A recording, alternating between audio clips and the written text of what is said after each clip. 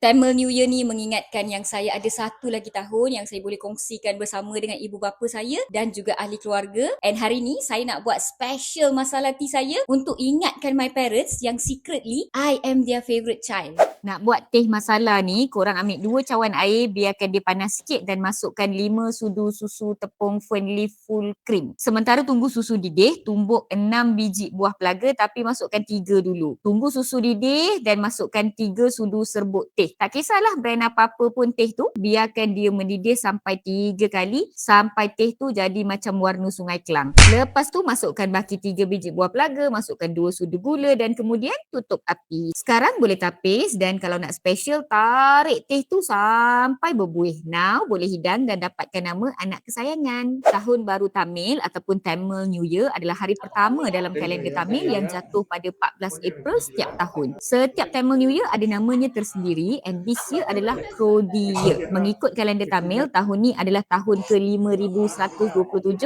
ataupun tahun ke-39 kalau kita ikut kitaran kalender Tamil 60 tahun.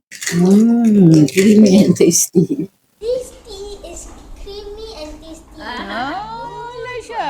Happy Tamil New Year from our family to yours.